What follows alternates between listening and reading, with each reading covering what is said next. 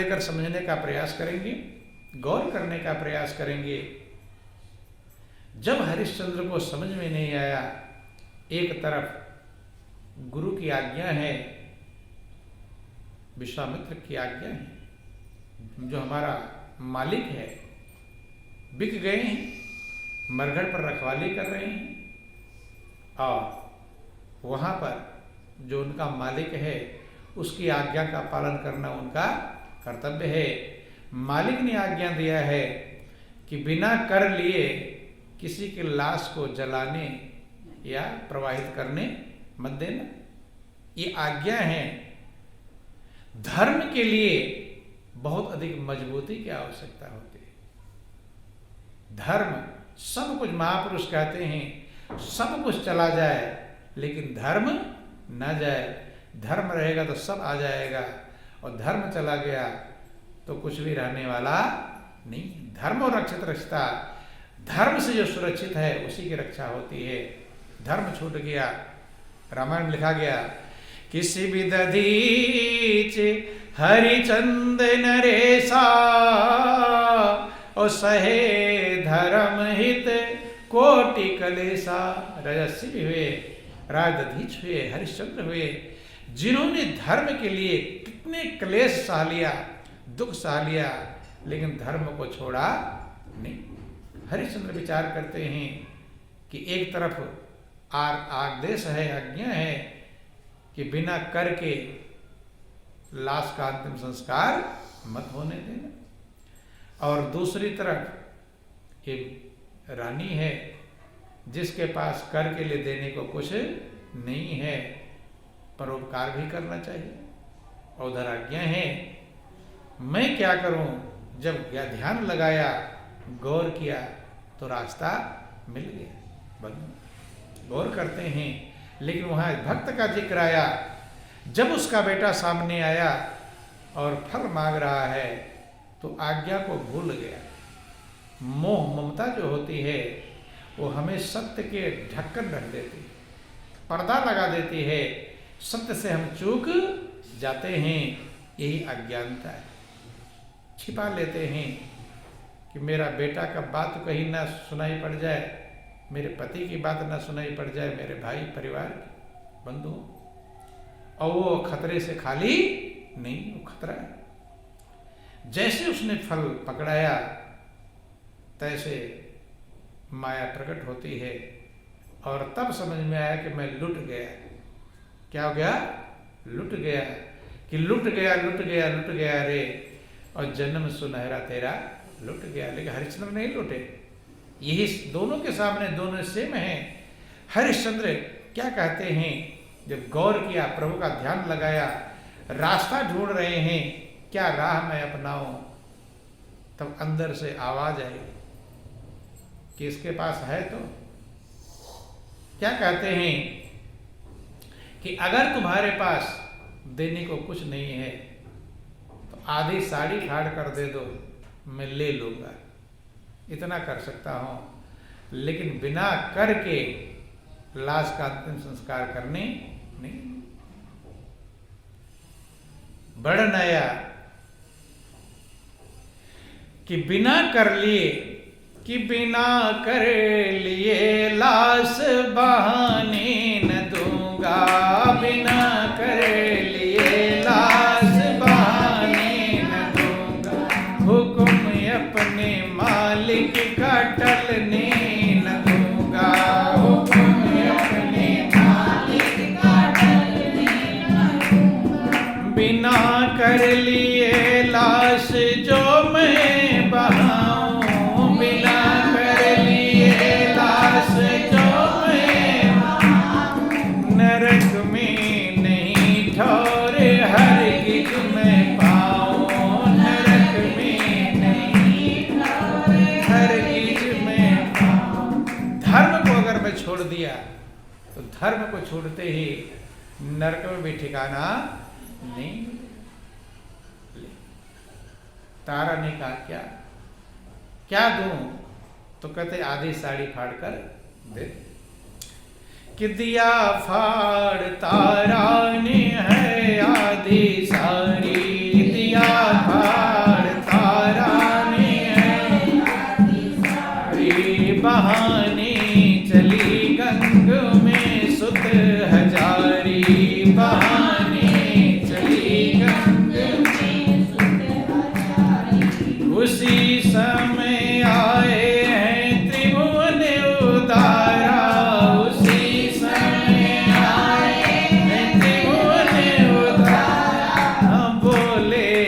सब दुख मिट गया तुम्हारा, बोले कि सब दुख मिट गया तुम्हारा।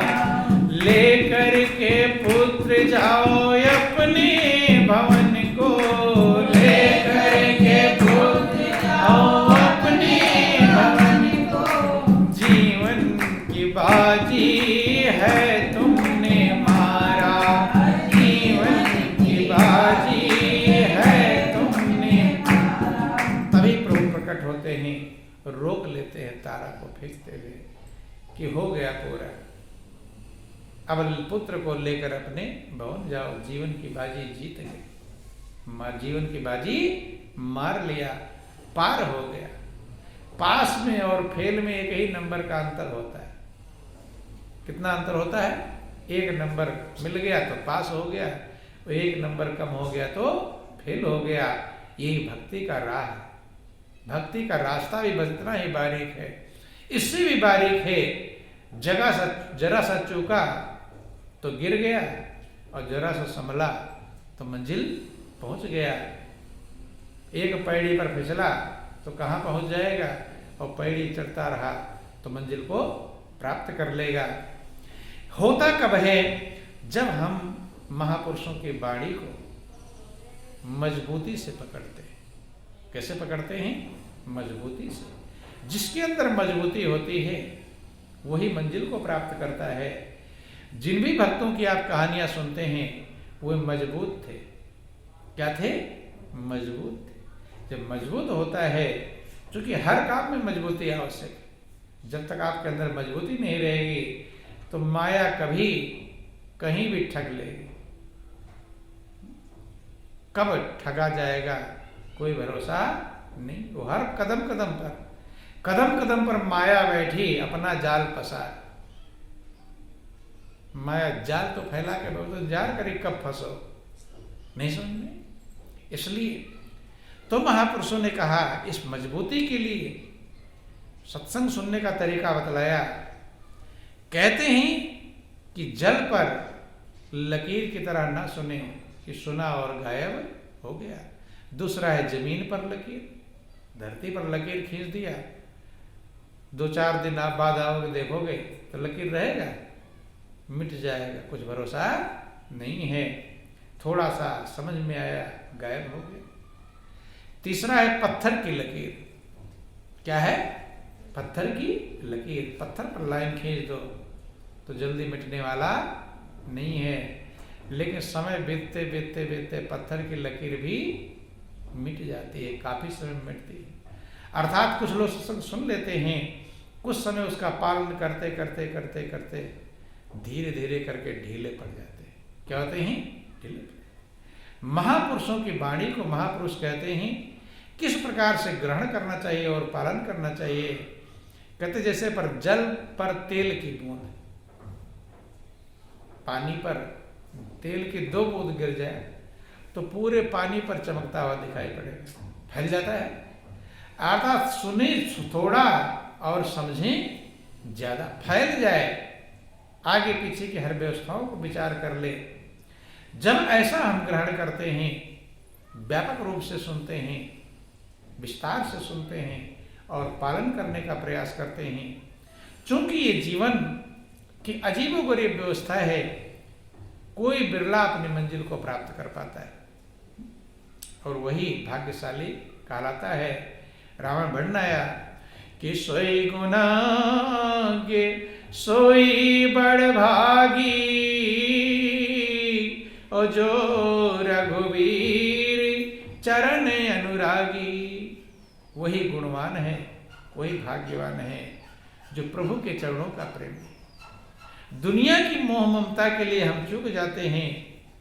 प्रभु की मोह ममता कीमती है, दुनिया की किसकी कीमती है?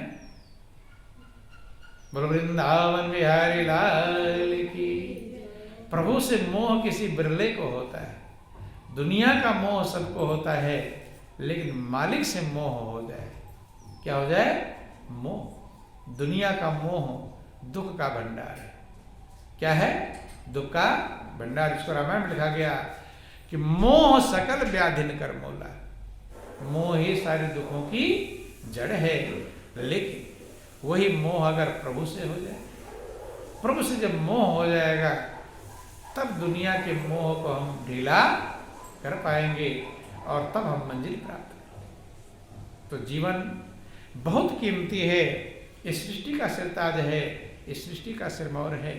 विचार करें, मनन करें, समझने का प्रयास करें। पल पल बीत रहा है, ना जाने की उड़ चलने की आ जाती कब बेला है। मजबूती आवश्यक है, जब तक मजबूत नहीं रहेगा तब तक कहाँ माया भटका दे, कहाँ हमें धर्म का पालन करने वाले होते हैं लेकिन हम चूक जाते हैं। मौका मिलता है, क्यों नहीं कर पाते? क्योंकि वहाँ अज्ञानता के कारण, मोह के कारण जीव चूक जाता है और ये समय निकल जाता है, समय चलता रहता है, समय का पहिया चलता रहता है और हम उसमें चूक जाते हैं। इसलिए जीवन बहुत कीमती है, अनमोल है, सृष्टि का सिरताज है, सृष्टि का सिरमौर है। लेकिन ये पानी का बुलबुला भी है, कब फूट जाए कोई भरोसा नहीं है। महापुरुषों की गाथाओं को सुनकर के, जिनकी हम कथाएं सुनते हैं, उसको गौर करें, अपने लिए विचार करें कि वो कहाँ थे और हम कहाँ हैं।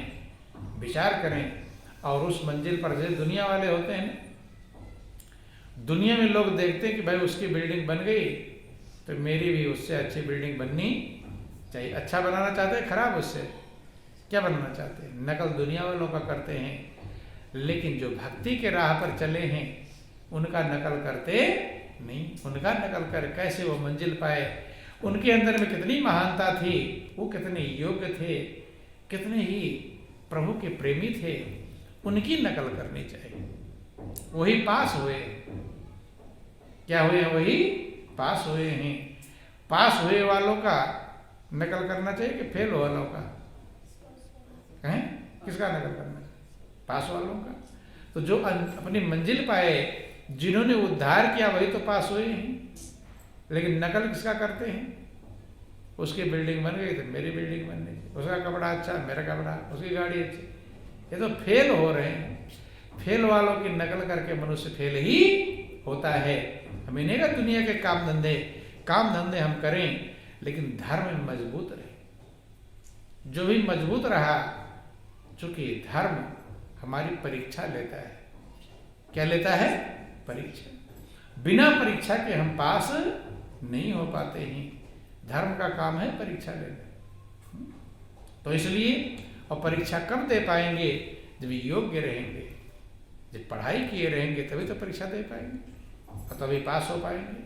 तो इसलिए जिन महापुरुषों का हम आदर्श सुनते हैं, उदाहरण सुनते हैं, अपने लिए गौर करके देखें कि मैं, उनका हृदय कितना महान हो गया था, कितना संसार के बंधनों को त्याग चुके थे और तभी मालिक के प्रेमी बन गए थे। तो जीवन की कीमत है, अनमोल है, संभालें। कहीं ऐसा ना हो कि संभालने का मौका गायब हो जाए, इधर उधर में ही हमारा समय खत्म ना हो जाए, कभी इधर में और कभी उधर में, दाएं बाएं। हमें देखते हैं कि लोग दुनिया के कामों को कितना मजबूती से करते हैं। दुनिया के काम के लिए ढीला रहते हैं। कोई काम कराना हो, मान लो बेटे की नौकरी ही लगनी हो, तो ढीले रहेंगे उसमें, सिफारिश भी करेंगे, पैरों पे गिरेंगे, घूस भी देंगे, 10-10 बार चक्कर काटेंगे। नहीं काटते? वही आदमी तो वही है दुनिया के काम के लिए कितना मजबूत है। 52 रास्ते ढूंढेगा, इधर से नहीं, इधर से, कहाँ से सिफारिश लगाऊं, कहाँ से क्या करूं। करते हैं क्या? है इतना प्रयास भक्ति के लिए करते हैं, रास्ते ढूंढते हैं। वहां तो एक रास्ता कटा के खत्म, रुक गया, दूसरा रास्ता ढूंढने का प्रयास नहीं करते। आ गया बहाना कि क्या करें, अब आ गई मजबूरी, नहीं समझ में। एक रास्ता आ गया, एक बाधा आ गई, रुक जाता है। लेकिन महापुरुष कहते हैं कि जैसे पेड़ के धंधे के लिए हम तमाम रास्ते ढूंढते रहते हैं, प्रयास करते रहते हैं, सब कुछ मिटाने को तैयार हो जाते हैं, ऐसे मालिक के प्रेम के लिए भी जब मनुष्य तमाम रास्ते ढूंढेगा, प्रयास करता रहेगा, तो कोई ना कोई रास्ता मिल ही जाएगा, लेकिन एक बाधा आए वहीं रुक जाते, खड़े हो जाते, आ गया बहाना, अब कैसे करें, बस खत्म। तो इसलिए बहुत कीमती समय है, मालिक ने बहुत बड़ी कृपा किया है, अनमोल किया है दया। अब हम उसका लाभ उठा पावे ना उठा पावे, ये हमारे ऊपर निर्भर करता है। हृदय को साफ करके निर्मल करके मंजिल पर चले, या हृदय में दुनिया का मोह ममता का बंधन से कपट छल प्रपंच बटोर करके और अपने हृदय को पापों से भर ले, ये हमारे ऊपर निर्भर करता है। तो जीवन कीमती है, विचार करें, मनन करें और अपने मंजिल को प्राप्त करने का प्रयास करें। यही जीवन का सार है, यही जीवन का लक्ष्य है। इन्हीं चित्त शब्दों के साथ बोलिए प्रेम से गुरुदेव महाराज।